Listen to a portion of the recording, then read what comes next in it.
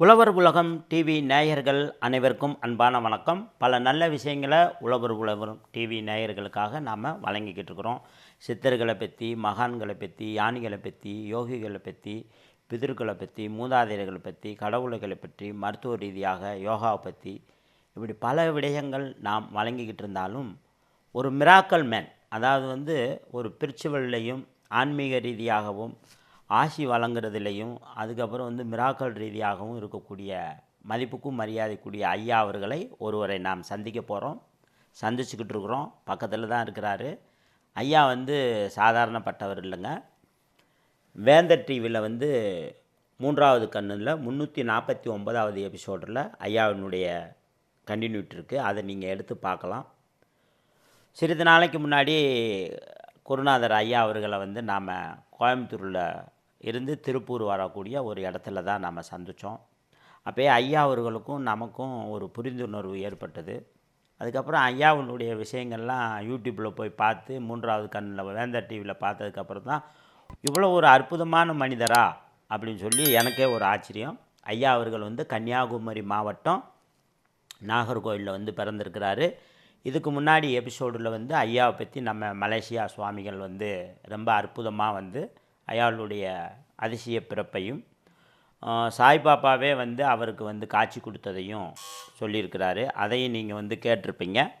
அது மட்டும் இல்லாமல் ஐயாவினுடைய திருநாமம் சக்தி சாய் சுப்பிரமணிய கிரி அப்படின்ற ஒரு அற்புதமான பேர் ஐயாவுக்கு. இதில் என்ன ஒரு விஷயம் அப்படின்னாக்கா, குழந்தை இல்லாதவங்களுக்கு ஐயா உடனே பிளஸிங் பண்ணுறாரு, அது கரு உருவாகுது. இப்போ நான் கண்கொண்டு இப்போ கூட ஒரு கேஸ் பார்த்தோம். அதே போல் கைகால் வராமல் இருக்கிறவங்களுக்கு, ஊமைகளை, குருடர்களை, முடவர்களில் இந்த மாதிரி இருக்கிறவங்கெல்லாம் நடக்க வைக்கிறார். நான் ஒரு காலத்தில் இந்த மாதிரி பேசுகிறாங்க அப்படின்னு வேறு ஒரு மக்கள்கிட்ட இருந்து தான் நான் கேள்விப்பட்டிருக்கிறேன். ஆனால் நம்ம மதத்துலேயும் இப்படிப்பட்ட மகான்கள், யானிகள், குருநாதர்கள் இருக்கிறாருன்னொன்னே எனக்கு ரொம்ப சந்தோஷமாச்சு.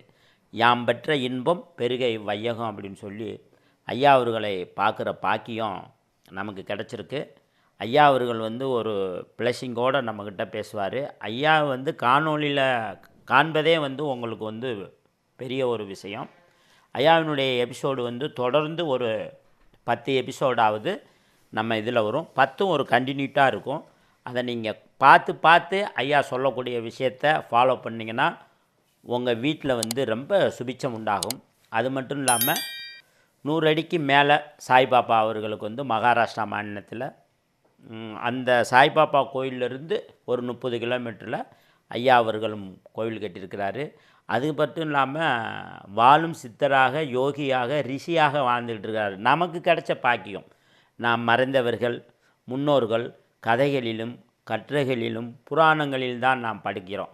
ஆனால் நாம் வாழுங்காலத்திலேயே இந்த மாதிரி மகான்கள், யானிகள், சித்தர்கள், யோகிகள், தவசீலர்களை பார்க்குறது பெரிய பாக்கியம். ஐயா சமாதி அடைஞ்சதுக்கு பின்னாடி இது பெரிய லெவலில் பேசப்படும். இப்போ நாம் அவரை உயிரோடு பார்க்குறோம், உயிரோடு பேசிக்கிறோம். அப்போ நம்மக்கிட்ட ஆத்மார்த்தமாக பல விஷயங்களை சொல்லுவார். அதை விட என்ன அப்படின்னா, வாழுங்காலத்திலேயே தன்னுடைய சமாதியை எனக்கு இதுதான் பெரிய விஷயமாக தெரியுது. வாழும் காலத்திலே தன்னுடைய சமாதியை டிக்ளேர் பண்ணுறார். நான் இந்த நாளில், இந்த நட்சத்திரத்தில், இன்ன நேரத்தில், இந்த இடத்துல நான் ஆவேன் அப்படின்னு. அடுத்த எபிசோடில் ஐயாவுடைய கோயிலை பற்றியும், அவர் அங்கே செஞ்சு கொடுக்குற ஆன்மீக சேவையை பற்றியும், தான் இந்த இடத்துல தான் சமாதியாக போகிற இடத்த பற்றியும் நாம் பார்ப்போம். ஐயானுடைய பேரு புகழ் பரவிக்கிட்டு இருக்குது. அது மட்டும் இல்லாமல் காரில் பயணிக்க எல்லா இடத்துலேருந்து ஃபோனு, மலேசியாவிலேருந்து போகுது, ஆஸ்திரேலியாவிலேருந்து போகுது, ஜெர்மனிலேருந்து ஃபோனு. போன மாதத்துக்கு முந்தின மாதம் ஐயா பார்க்குற ஜெர்மனுக்கு போகிறாரு, சுவிட்சர்லாந்து போகிறாரு, அப்புறம் யுஎஸ்லேருந்து. அந்த மாதிரி ஒரு இந்தியாவில் பிறந்து ஒரு மகான், யானி, யோகி உலகம் பூரா நம்மளுடைய பாரம்பரியத்தையும் கலாச்சாரத்தையும் மக்களுக்கு கற்றுக் கொடுத்துக்கிட்டு வராரு அப்படின்னா, this very great the powerful spiritual man. எனக்கு சில பேர்த்த அப்படியே அதாவது காதலாக, இன்பமாக நான் தேடி போய் இந்த மாதிரி மிராக்கல் மேன்கள்லாம் கண்டுபிடிச்சி நம்ம ஊடகத்தில் சொல்லணும் அப்படின்னு எனக்கு ஒரு காதல் இதில் இருக்குது. அங்கே 48 நாள் தவம் பண்ணால் கிடைக்கின்ற மாதிரி 48 நாள் கழித்து தான் ஐயாவே பார்க்க முடிஞ்சது. அந்த அளவுக்கு இப்போ தான் ஐயா வந்து பிறந்த நாளும் கொண்டாடி இருக்கிறாரு. ரொம்ப அற்புதமான மனிதர். ரொம்ப அவருடைய ஆசீர்வாதம் நமக்கும் நம்ம சேனல் மூலமாக கிடச்சிருக்கு. ஐயாவுடைய வாய்மொழியினால் பல நல்ல விஷயங்களை சொல்லுவார், நாம் கேட்போம். ஐயா நமஸ்காரம். ஐயா நமஸ்காரம். நமஸ்காரம். நமஸ்காரம். நம்ம உழவர் உலகம் டிவி நேயர்களுக்காக நல்ல ஒரு கருத்துக்களை. எனது அன்பான உழவர் உலகம் டிவி நேயர்களே, இந்த டிவியை பார்க்கக்கூடிய எல்லா பக்த கணங்களுக்கும் எனது கோடி கோடி அன்பான வணக்கத்தை பாதத்தை தொட்டு நமஸ்காரம். இறை அருளால் அடியேன் ஒரு பிராமண குலத்தில் பிறந்து வளர்ந்து படித்து வெளியூர் போய் உத்தியோகம் பண்ணி அதுக்கப்புறம் இந்த துறை அருள் கிடச்சி, இந்த இறை அருள் கிடச்சி இன்றைக்கு உலகம் பூரா தெரியக்கூடிய ஒரு ஆஸ்தியாக அந்த இறைவன் அடியனை மாற்றிக்கொண்டிருக்கிறார். இதில் முக்கியமாக சொல்ல வேண்டும் என்றால், ஒன்று நம்ம அடைய வேண்டும் என்றால் பலதை விட்டு கொடுக்க வேண்டும். இறைவனை அடைவதற்கு நாம் துறவி ஆக வேண்டும். துறவியின் அர்த்தம் என்னன்னாக்கா எல்லாத்தையும் துறக்க வேண்டும். நாம் எல்லாத்தையும் துறந்தாத்தான் இறைவன் நமக்கு கிடப்பார். என் குரு விஷயத்தை முதல்ல சொல்லுவேன். என் குருவே சொல்லியிருக்கார், அவர் ஒரு கதை சொல்லியிருக்கார். சிவன் வந்து மகாவிஷ்ணுவை பார்க்க போனாராம். அப்போது எப்பொழுதுமே வீட்டிலேருந்து மாப்பிள்ளை வீட்டுக்காரர் கிளம்பும்போது குழந்தை கேட்க, அப்பா எங்கே போகிற? நானும் மறைங்கும். மனைவி சொல்லுவேன், எங்கே போகிறீங்க? நானும் மறைம்பேங்க. இது மாதிரி உலகத்தில் நடக்கக்கூடியது. அது மாதிரி சிவன் புறப்படும்போது பார்வதி அம்பா வந்து எங்கே புறப்படுறீங்க? நானும் வரேன்னா. பக்கத்தில் முருகனும் கணபதி நின்றுட்டு இருந்தார். எங்கே போகிறீங்க? நானும் கூட வரேன்னாச்சு. அப்போ சிவன் நினச்சார், இவங்களை எல்லாம் கூட்டிகிட்டு போனாக்கா அவங்கள போய் சரியாக பார்க்க முடியாது, நம்ம விஷயம் நடக்காது. இவங்களை வழியில் எங்கேயாவது வைக்கணுமேன்னு நினச்சி அப்படியே எல்லாருமா புறப்பட்டு வராங்க. மகாராஷ்டிராவில் மோட்டாதேவின்னு ஒரு கோவில் இருக்குது. மோட்டாதேவி மகாராஷ்டிராவில் பூனாவிலேருந்து ஒரு 60 கிலோமீட்டரில் மோட்டாதேவி. அம்பாளை நீங்கள் உட்காரு, நான் குழந்தைல கூப்பிட்டு போயிட்டு வரேன்னு சொல்லிவிட்டு என்ன செய்தார், அந்த அம்பாளை வந்து அந்த மோட்டாதேவியில் உட்கார வச்சார். இன்றைக்கி ஒரு பெரிய பார்வதி கோவில் இருக்காங்க, மோட்டாதேவி சொல்லுவாங்க. என்ன பார்வதி மோட்டா அம்பாள், அதனால் பெரிய அம்பாள், பெரியம்மா. நம்ம மோட்டாதேவின்னா பெரியம்மா, அவங்க எங்கள் பெரியம்மான்னு கும்பிடுவாங்க. அது கழிஞ்சு அப்படியே வந்துட்டு இருந்தார். புல்தாம்பான்னு ஒரு இடம், புல்தாம்பான்னு இடத்துல வந்துட முருகனை பிடிச்சி, நீங்கள் உட்காரடா, நான் அதை வரேன், இவரை கணபதியை கூட்டிகிட்டு வரேன்னா. முன்ன கூட்டிகிட்டு வந்து கணபதியை கூட்டிகிட்டு வந்தார். வந்தடன் அங்கே ஒரு மஞ்சளாம்பிகம்னு சொல்லி ஒரு இடம் இருக்குது. போகக்கூடிய இல்லை மாஞ்சர் கணபதியும்பாங்க. விநாயகரை கொக்க வச்சுட்டு நீங்கள் இரு, நான் வரேன்ட்டு நேராக புறப்பட்டார். புறப்பட்டு நேரம் விஷ்ணு விட்டல் பெருமாள் பண்டர்பூருக்கு வந்தார். வந்த உடனே அந்த விஷ்ணு ரொம்ப சந்தோஷத்தில் அவரை தூக்கி தலையில் வச்சுக்கிட்டாராம். இன்றைக்கி நீங்கள் போய் பார்த்தாச்சுன்னாக்கா விட்டல் பெருமாளோட தலைக்கு மேலே ஒரு சிவலிங்கம் இருக்கும். நேரில் போய் நீங்கள் பார்க்கலாம். அப்போது அவரே எல்லாம் திறந்தது வந்ததுக்கப்புறம் தான் அவருக்கு அந்த விஷ்ணுவோட தரிசனமே கிடச்சிதுன்னும் போது நாம் எல்லாத்தையும் கட்டி பிடிச்சிட்டு போனால் நடக்குமோ இல்லையா? லெஸ் லக்கேஜ் மோர் கம்ஃபோர்ட்னு சொல்லுவாங்க இந்த காலத்தில். ஒரு பஸ் வருது, ஒரு 10 பெட்டியை வச்சுட்டு பஸ்ஸில் ஏற முடியுமோ? முடியாது. இந்த காலத்தில் முடியவே முடியாது. என்ன கூட்டம், பெருங்கூட்டமாக இருக்கும். அது ஒருத்தன் நல்லவன் இருப்பான், கெட்டவன் இருப்பான், பிக்கு பக்கெட்டுக்காரன் எல்லாம் இருப்பான். அதெல்லாம் கவனிச்சு நம்ம பஸ்ஸு போயிடும். அதனால் நம்ம இந்த உலகத்தில் உள்ள கர்மாக்களை எல்லாம் நம்ம கையில் எடுத்துக்கிட்டு இறைவங்கிட்ட போக முடியாது. அப்போ அந்த கர்மாக்களை நம்ம விட்டு கிடைக்கணுமானா என்ன செய்வது? இறை அருள் வேண்டும். அதுக்கு தான் அந்த கோவில்களெல்லாம் வச்சுருக்கேன். அதுக்கு முன்னாடி என்ன சொல்கிறேன்னாக்கா ஒரு விஷயம் சொல்லக்கூடியது. என் குரு சொல்லுவார், தான தர்மேன கரம் பவித்திரம். உன் கை பவித்திரம் வாங்கினா நீ யாருக்காவது நல்ல காரியம் பண்ணியிருக்க, நல்ல தான தர்மம் பண்ணியிருக்க, அப்போ தான் உன் கை பவித்திரமாகும். நீ பிறந்ததுக்கும் வளர்ந்ததுக்கும் உன் கைக்காக பவித்திரதை கிடைக்கணுமானாக்கா நீ கரங்களால் பண்ணி வரணும். அது மாதிரி தீர்த்தாடனேன்னு சரணம் பவித்திரம், தீர்த்தாடனம் பண்ணால் தான் காலுக்கு நல்லாகுமா. அதுதான் முருகனுக்கெல்லாம் காவடி எடுத்துகிட்டு போவாங்க, நடந்து போவாங்க, அம்பாளுக்கு நடந்து போவாங்க, இந்த ஆதிபராசக்தி கோயிலுக்கெல்லாம் போட்டுருக்க பார்த்தீங்களா. எல்லாம் சரணம் பவித்திரம், அவங்களோட சரணம் எல்லாம் பவித்திரமாயிடும். தேவதர்சனேன நயமம் பத்திரம். தேவமூர்த்தி எங்கே தெய்வம் உங்களுக்கு பூஜை பண்ணுறாங்களோ அந்த பூஜை ஆராதனை ஆர்த்திரியை பார்த்தா தான், அதை பார்த்தா தான் உங்கள் கண்ணு பவித்திரமாகமா.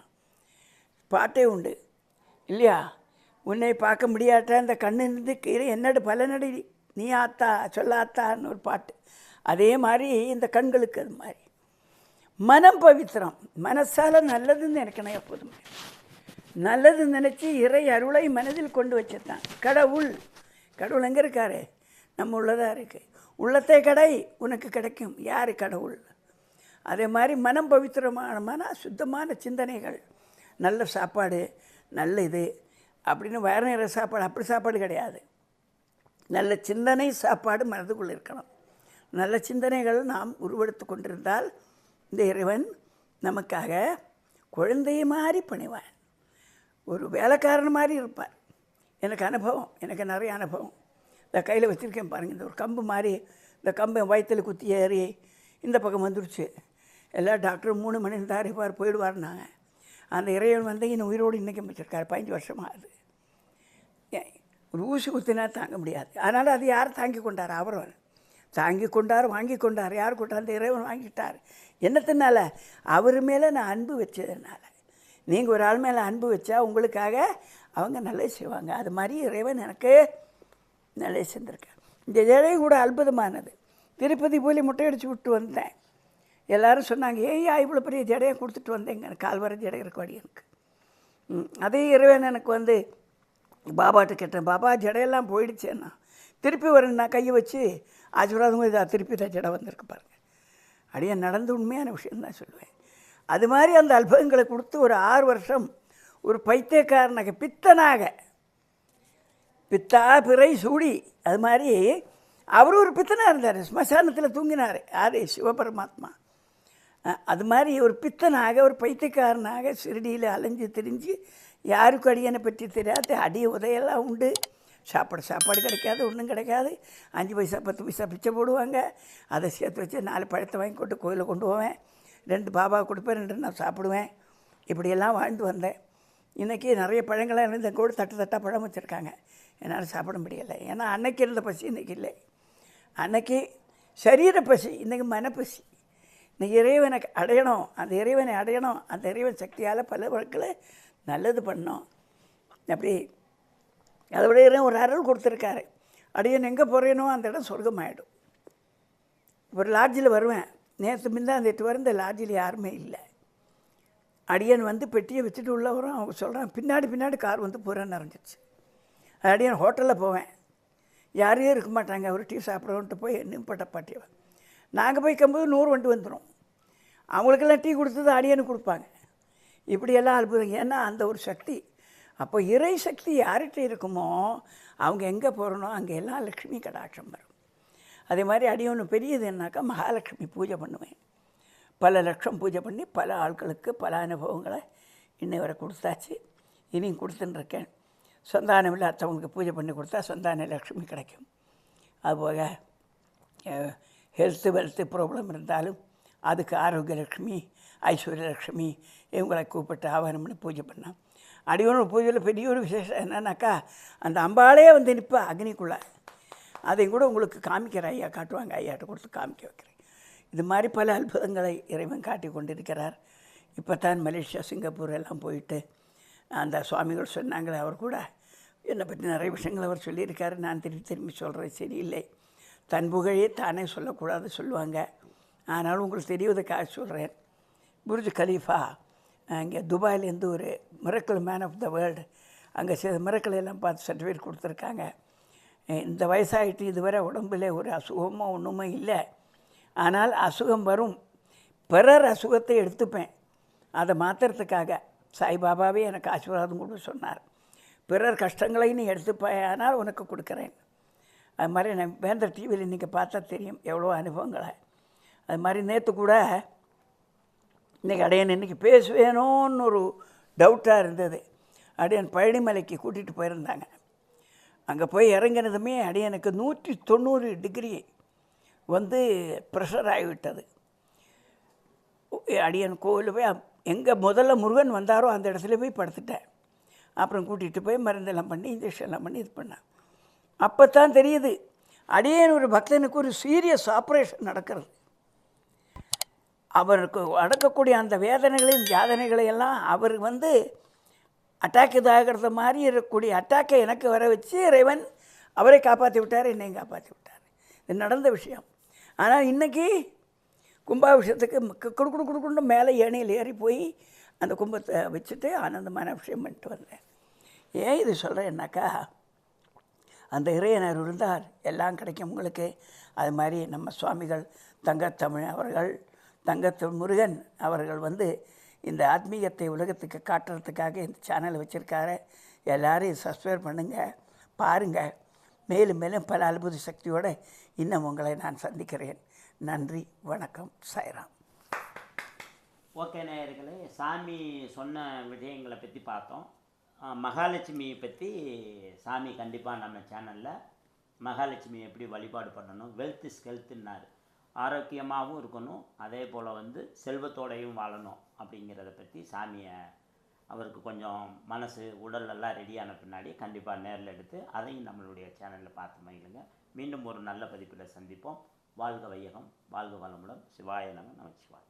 ரொம்ப நன்றிங்க ஐயா.